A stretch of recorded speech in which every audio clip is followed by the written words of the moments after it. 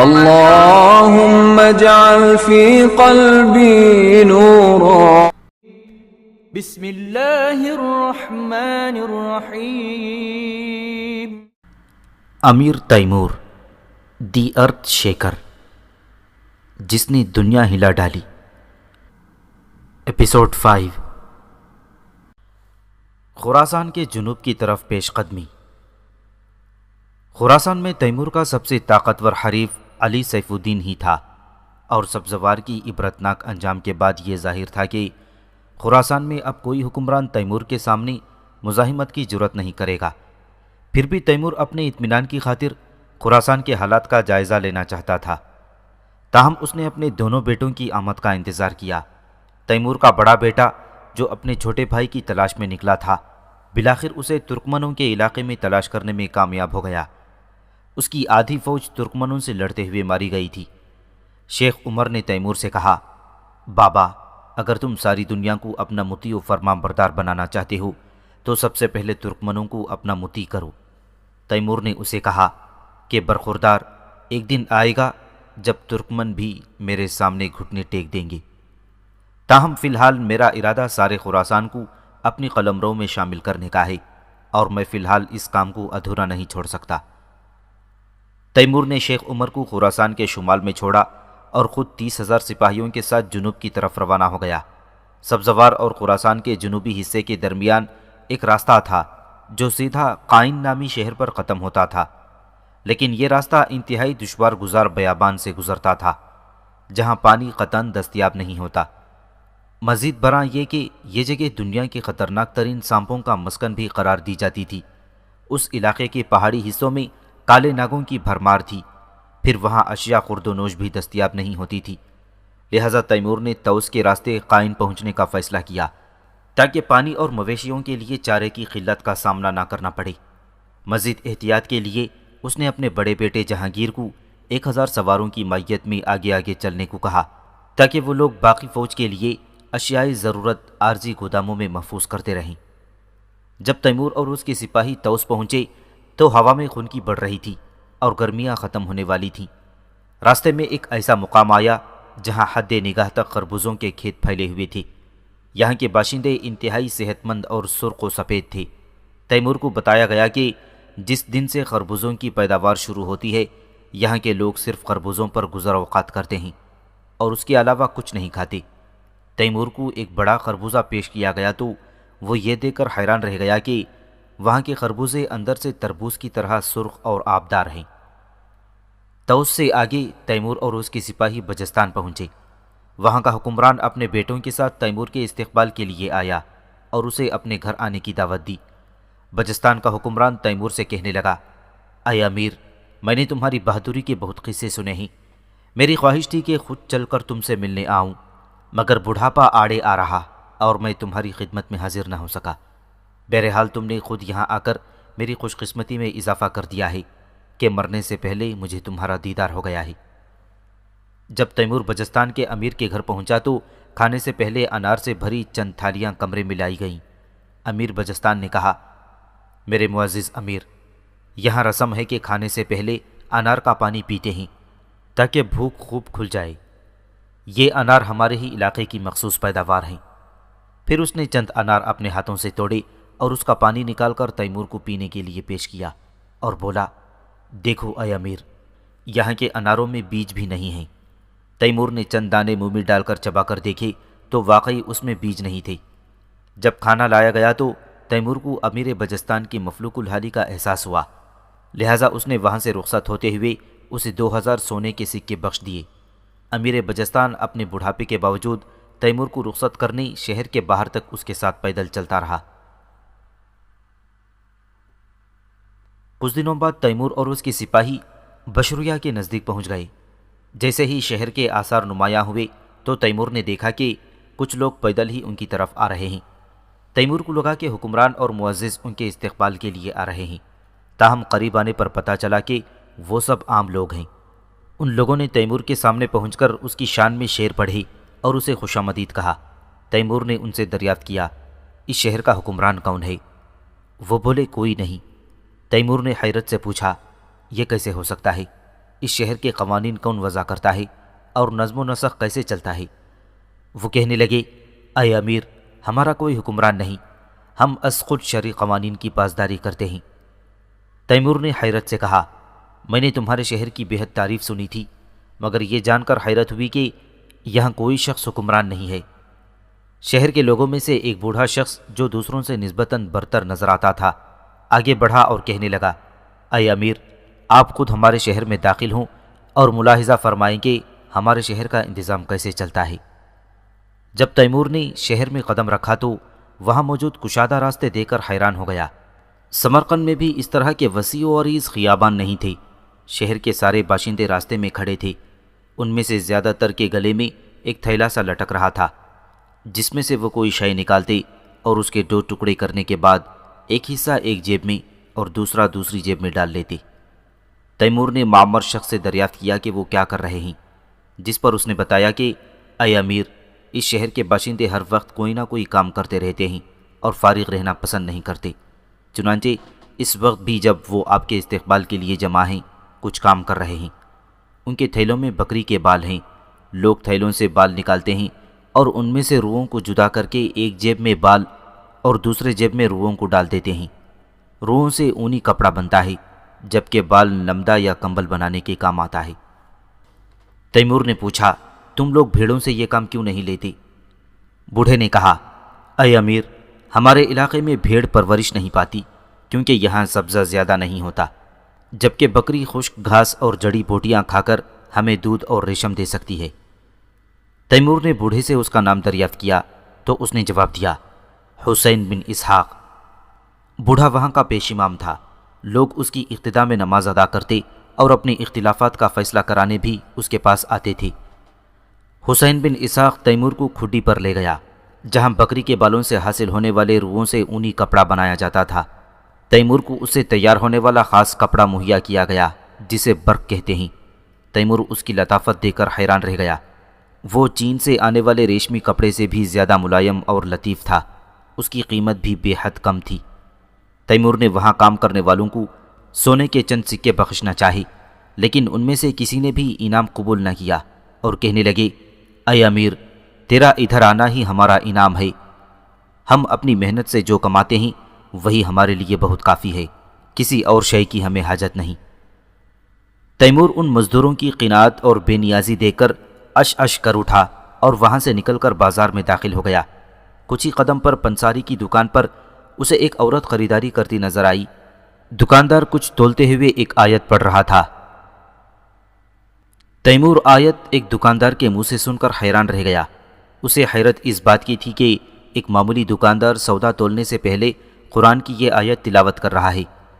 جب وہ عورت سودا سلف لے کر چلی گئی تو تیمور اس دکاندار کے پاس پہنچا اور اسے دریافت کیا، اے نیک بخت، آیا تو جانتا ہے کہ جس آیت کو تو نے ابھی تلاوت کی ہے اس کے معنی کیا ہیں؟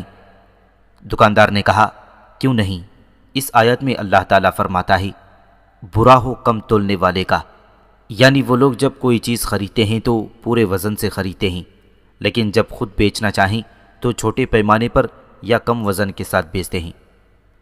تیمور بے اختیار پکار اٹھا، مرحبا مرحبا اے شخص، تو نے بڑی ہی خوبصورتی سے اس آیت کے معنی بیان کیے ہیں، اب ذرا مجھے یہ بھی بتا دے کہ تو نے اس آیت کی تلاوت کیوں کر کی تھی؟ دکاندار نے کہا، اے امیر، میں جب بھی کوئی چیز تولنے لگتا ہوں تو اللہ کو حاضر و ناظر جاننے کے لیے اس آیت کی تلاوت کرتا ہوں تاکہ خود کو کم تولنے سے روک سکوں۔ تیمور اس دکاندار کی عقل و بصیرت پر حیران ہوتا ہوا آگے بڑھا اور اس مکان میں پہنچ گیا جسے اس کی قیامگاہ کے طور پر تیار کیا گیا تھا۔ تھوڑی ہی دیر بعد اذان کی آواز سنائی دی تو شیخ حسین بن اسحاق کہنے لگا، یا امیر والا، اگر آپ کی اجازت ہو تو میں مسجد میں جا کر نماز ادا کروں، نماز کے بعد دوبارہ آپ کی خدمت میں حاضر ہو جاؤں گا۔ تیمور نے کہا، نماز تو مجھے بھی ادا کرنی ہے، کیوں نہ میں بھی شہر کی مسجد میں ہی نماز ادا کروں۔ چنانچہ تیمور شیخ اسحاق کے ساتھ مسجد کی طرف روانہ ہو گیا۔ راستے میں اسے یہ دیکھ کر مزید حیرت ہوئی کہ سارے دکاندار کپڑے بدل کر نئے کپڑے پہننے مسجد کی طرف جا رہے تھے اور ان میں سے کسی نے بھی اپنی دکان بند کرنے کی زحمت نہیں کی۔ تیمور نے ایک دکاندار سے پوچھا، تم اتنے سج دھج کر مسجد کیوں جا رہے ہو؟ اس نے فوراً ایک آیت پڑھی، اس بار تیمور اپنی حیرت کا اظہار کیے بغیر نہ رہ سکا اور شیخ اسحاق سے کہنے لگا، یا شیخ، مجھے خود پر بڑا ناز تھا کہ میں حافظ قرآن ہوں اور قرآن کی آیات کے معنی بھی جانتا ہوں، مگر میں حیران ہوں کہ تمہارے شہر کے سارے باشندے ہی حافظ قرآن ہیں۔ پھر تیمور نے اس دکاندار سے پوچھا، کیا تم اس آیت کے معنی جانتے ہو؟ اس نے فوراً جواب دیا، اللہ تعالیٰ فرماتے ہیں، اے بنی آدم، جب نماز کے لیے مسجد کی طرف روانہ ہو تو زینت استعمال کرو اور جتنا چاہو کھاؤ پیو، مگر اسراف نہ کرو، کیونکہ اسراف کرنے والوں کو اللہ دوست نہیں رکھتا۔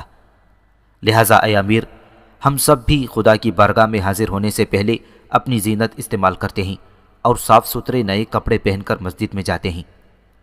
تیمور بے اختیار ہو کر بول اٹھا، جزاک اللہ، اے شخص، تو نے آج مجھے بہت اہم سبق دیا ہے۔ اگرچہ میں خود بھی حافظ قرآن ہوں، مگر آج سے قبل مجھے یہ کبھی خیال نہیں آیا تھا کہ خدا کے حضور پیش ہوتے ہوئے اپنی زینت استعمال کرنی چاہیے۔ آج تو نے مجھے یہ بات یاد کرا دی، میں تیرا شکر گزار ہوں۔ پھر تیمور نے شیخ اسحاق سے کہا، تم مسجد میں جا کر نماز ادا کرو، میں کپڑے بدلنے گھر جا رہا ہوں اور وہیں نماز ادا کر لوں گا۔ نماز ادا کرنے کے بعد تیمور ایک بار پھر بازار میں نکل آیا۔ اس کے اندر اس شہر کے باشندوں سے گفتگو کا اشتیاق بڑھ گیا تھا۔ اب وہ ایک عطاری کی دکان پر پہنچا تو وہ بھی ایک آیت پڑھ رہا تھا۔ اب تو تیمور کی حیرت کی انتہا نہ رہی۔ اس نے فوراً پوچھا، اے شخص، آیا تو قسطاس کے معنی جانتا ہے؟ وہ بولا، ہاں، اس کے معنی ہیں ترازو۔ تیمور نے پوری آیت کے معنی پوچھے تو وہ بولا، پوری آیت کے معنی اس طرح ہیں، جب پیمانے سے بیچو تو خیال رکھو کہ پیمانہ بھرا ہوا ہے، اور جب ترازو سے کوئی چیز تولو تو دھیان رکھو کہ ترازو کے دونوں پلڑے برابر ہوں۔ تیمور حیران ہوتا ہوا آگے بڑھا۔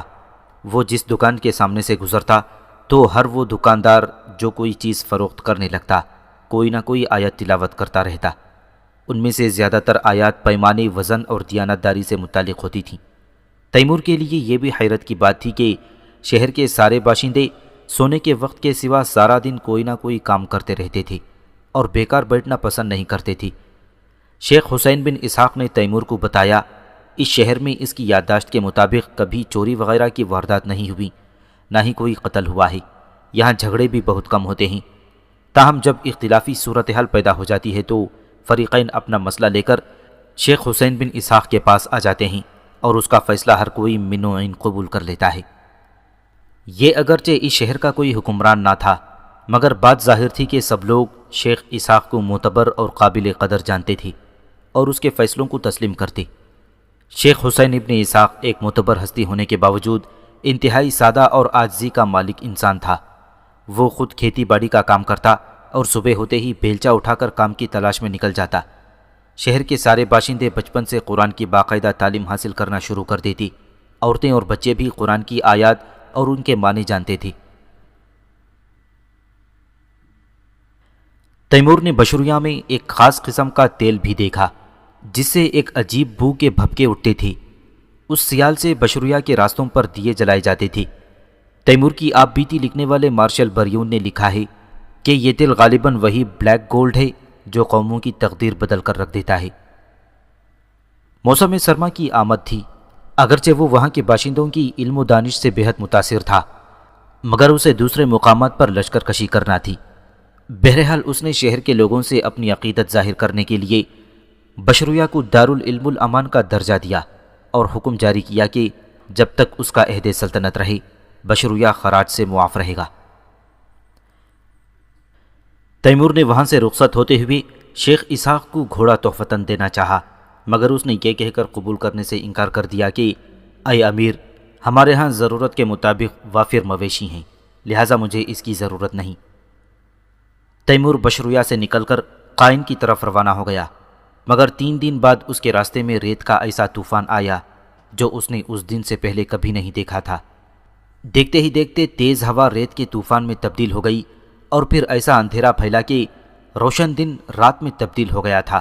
تیمور کو وہیں پڑاؤ ڈالنے پر مجبور ہونا پڑ گیا۔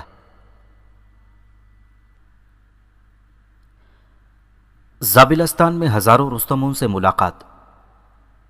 تیمور کا بڑا بیٹا جہانگیر اس کی فوج کے لیے زادہ راہ مہیا کرنے کے لیے آگے آگے چل رہا تھا۔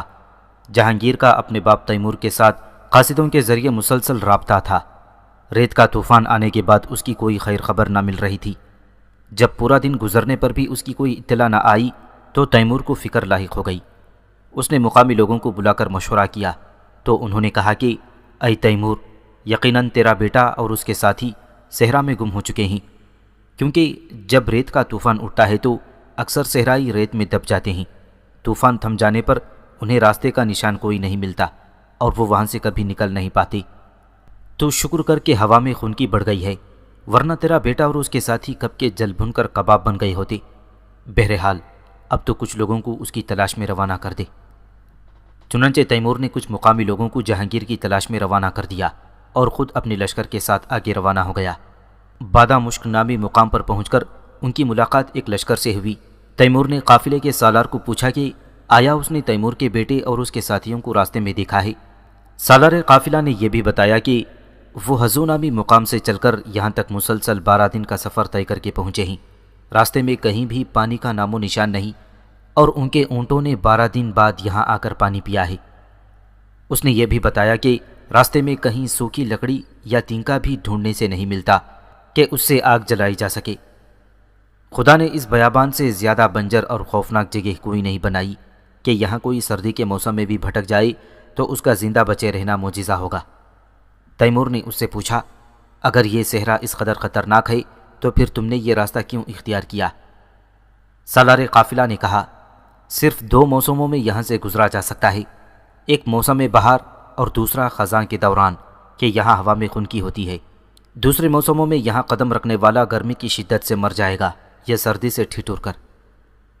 تیمور کو احساس ہوا کہ ایسے صحرا سے گزر کر حضو اور کرمان نہیں پہنچا جا سکتا، کیونکہ اتنے بڑے لشکر کے ساتھ ایسے صحرا سے گزرنا جہاں آبادی اور اشیاء خرد و نوش کا ملنا محال ہو، خود کو موت کے منہ میں دھکیلنے کے مترادف تھا۔ کچھ دن مزید انتظار کے بعد وہاں ایک قافلہ آ پہنچا۔ یہ قافلہ محض چند افراد پر مشتمل تھا، تاہم یہ چند افراد انتہائی حیرت انگیز اور عجیب تھے۔ خاص طور پر ان کے کھانے کا انداز بے حد عجیب تھا۔ وہ اتنے بڑے نوالے نگل رہے تھے کہ تیمور سے رہا نہ گیا اور وہ خود چل کر ان کے پاس پہنچا اور ایک سفید داڑھی والے سے جو قافلے میں موجود 6 بیٹوں کا باپ تھا پوچھا، تم لوگ کہاں کے رہنے والے ہو؟ اس نے جواب دیا، زابلستان۔ کیا رستم تمہاری نسل سے پیدا ہوا تھا؟ تیمور نے دریافت کیا۔ اب بوڑھے نے اپنے 6 بیٹوں کی طرف اشارہ کرتے ہوئے کہا، یہ سب کے سب رستم ہیں۔ اگرچہ تیمور خود ایک بلند قامت انسان تھا، مگر جب وہ بوڑھے کے بیٹوں کے سامنے کھڑا ہوا تو اس نے خود کو ٹھگ نہ پایا۔ ان لڑکوں کا قد اتنا بلند تھا کہ جب وہ اونٹ کے ساتھ کھڑے ہوئے تو ان کا سر اونٹ کے کوہان کے برابر تھا، اور ان کی طاقت کا یہ عالم تھا کہ انہوں نے سامان لادنے کے لیے اونٹوں کو زمین پر بیٹھانا بھی گوارا نہ کیا تھا اور کھڑے کھڑے ہی سامان ان کی پیٹھ پر لاد دیا۔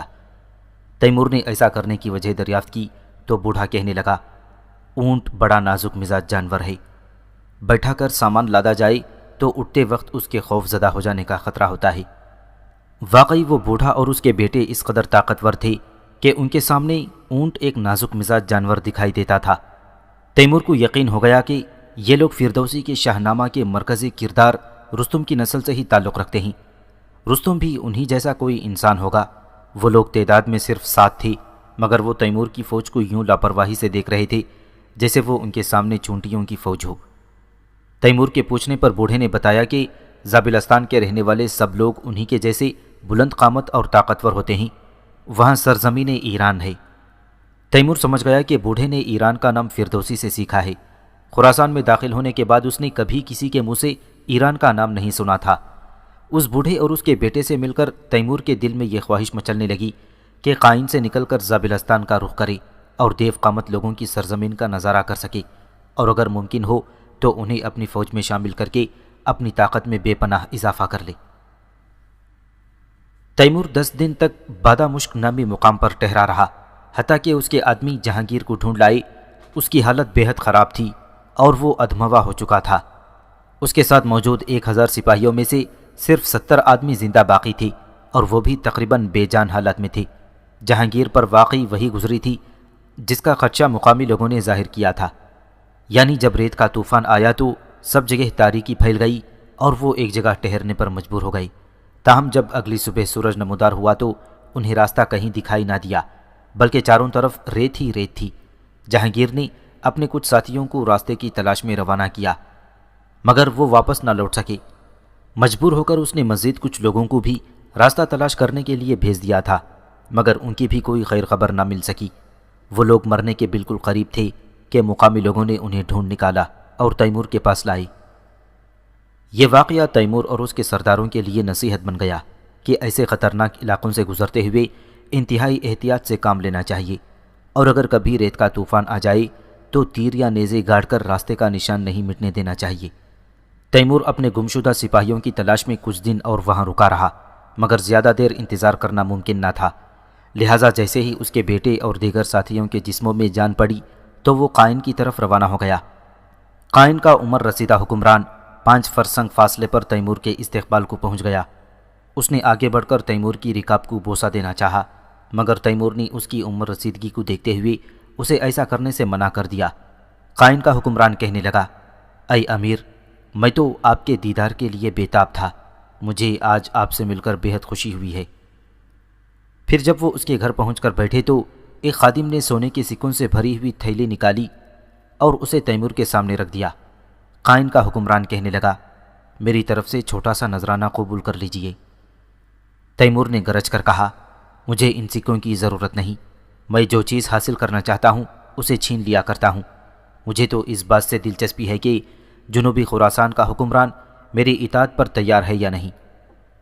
تیمور کے تیور دیکھ کر قائن کا حکمران گڑ گڑانے لگا، حضور والا، میں تو دست بستہ آپ کی اطاعت کو تیار ہوں، آپ کا ہر حکم سر آنکھوں پر۔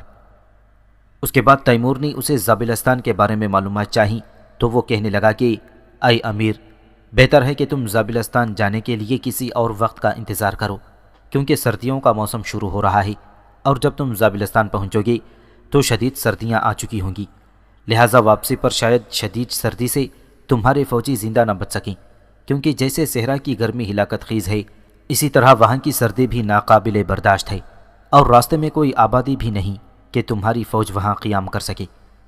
مگر تیمور زابلستان کے قریب پہنچ کر واپس نہیں جانا چاہتا تھا۔ فردوسی کے شعروں نے اس کے دل میں وہ جگہ دیکھنے کی تمنا اجاگر کر دی تھی، جبکہ اس بوڑھے اور اس کے بیٹوں سے مل کر تو اس کا اشتیاق اور بڑھ گیا تھا۔ رستم کی جائے پیدائش دیکھنے کی خواہش بھی شدید ہو چلی تھی، چنانچہ اس نے اپنی فوج کو جہانگیر کی سربراہی میں قائن ہی میں چھوڑا اور 3000 سپاہیوں کے ساتھ زابلستان جانے کے لیے تیار ہو گیا۔ قائن کے حکمران نے اپنے چند خاص آدمیوں کو ان کی رہنمائی کے لیے روانہ کر دیا، جو صحرا کے مختلف راستوں سے بخوبی واقف تھے اور انہیں بحفاظت زابلستان پہنچا سکتے تھے۔ تیمور نے اپنی جنگی طریقے کے مطابق انتہائی تیز رفتاری سے سفر کا فیصلہ کیا تاکہ کم سے کم وقت میں زابلستان پہنچا جا سکے۔ اس کے سپاہی تو اس طرح سفر کرنے کے عادی تھے، مگر مقامی لوگ اس طرح بغیر آرام کیے سفر کرنے سے عاجز آ گئے اور احتجاج کرنے لگے۔ کچھ دن سفر کرنے کے بعد ان کی راہ میں ایک سیاہ پہاڑ آ گیا۔ رہنماؤں نے بتایا کہ اسے سیاہ پہاڑ ہی کہتے ہیں اور یہیں سے زابلستان کی حدود شروع ہوتی ہے۔ جب وہ لوگ مزید آگے بڑھے تو فضا میں گرمی کی حدت محسوس ہونے لگی اور آسمان پر مرغابیاں اڑتی دکھائی دینے لگیں۔ تیمور نے دریافت کیا، کیا یہاں نزدیک کوئی جھیل ہے جو یہ مرغابیاں اڑ کر وہاں جا رہی ہیں؟ رہنماؤں نے بتایا، اے امیر، یہاں کوئی جھیل نہیں، بلکہ ایک بہت بڑا دریا ہے جسے دریائے ہامون کہتے ہیں۔ وہ لوگ جتنا آگے بڑھتے گئے ہوا میں گرمی کی شدت بڑھتی گئی۔ تیمور سمجھ گیا کہ زابلستان ایک گرم آب و ہوا والا خطہ ہے، کیونکہ سرد موسم میں بھی گرمی صرف انہی علاقوں میں ہوتی ہے جہاں کی آب و ہوا گرم ہو۔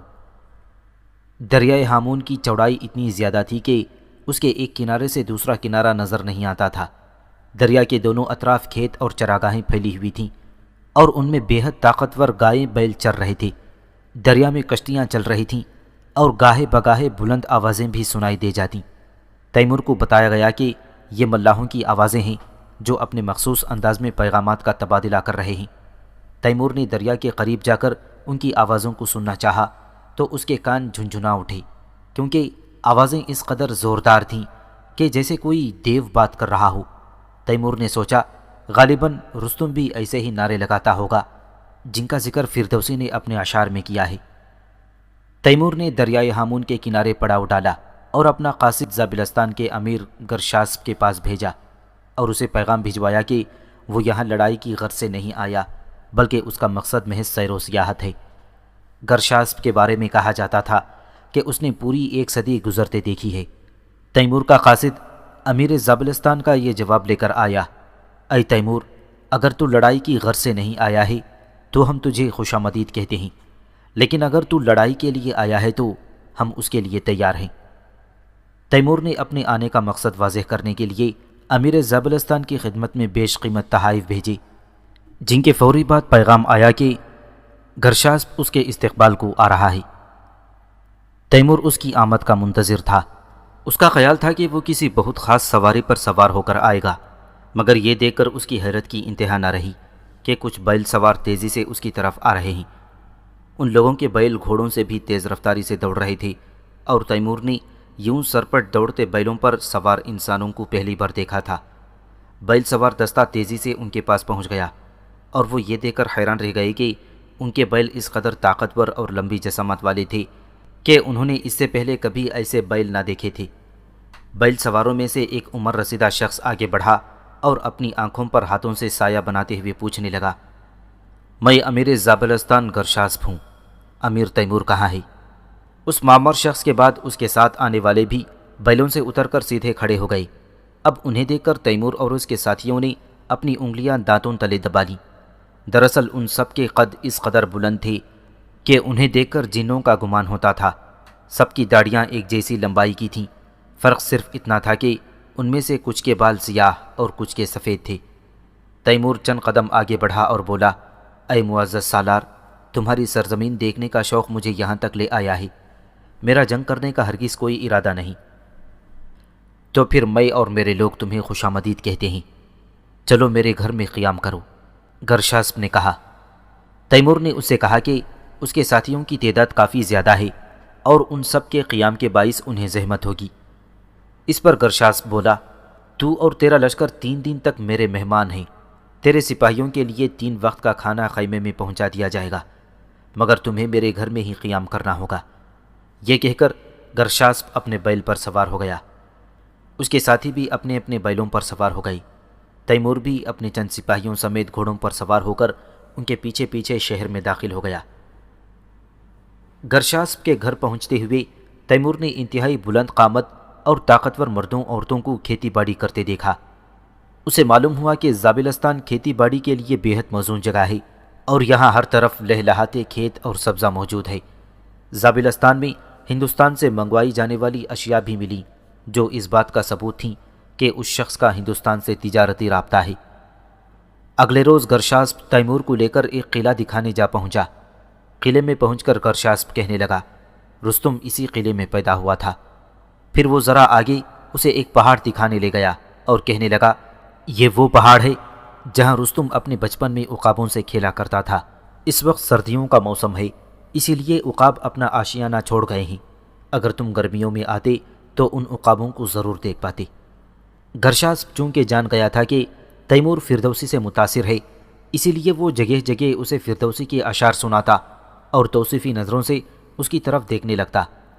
کچھ دیر بعد وہ تیمور کو لیے زابلستان کے ان پہلوانوں کی نسل دکھانے لے گیا جن کا ذکر فردوسی نے اپنے اشعار میں کیا ہے۔ ان دراز قد لمبے تڑنگے مردوں اور ان کے مویشیوں کو دیکھ کر تیمور کو یقین ہو گیا کہ رستم یقیناً انہی لوگوں کی نسل سے تھا۔ اسے اس بات کا فخر محسوس ہوا کہ فردوسی نے اپنے شاہنامہ میں صرف ایک رستم کا ذکر کیا ہے، جبکہ اس نے اپنی آنکھوں سے ہزاروں رستم دیکھے ہیں۔ تیمور کے لیے زابلستان میں بہت سی دلچسپیاں تھیں، مگر اسے جلد از جلد فوج کے پاس واپس قائن پہنچنا تھا۔ چنانچہ اس نے امیر زابلستان سے رخصتی چاہی اور رخصت ہوتے ہوئے درخواست کی کہ کیا ایسا ممکن ہے کہ وہ اپنے شہر کے کچھ لوگوں کو اس کی فوج میں شامل کر دے تاکہ وہ ان کا ایک نیا دستہ بنا کر اپنی طاقت میں اضافہ کر لے۔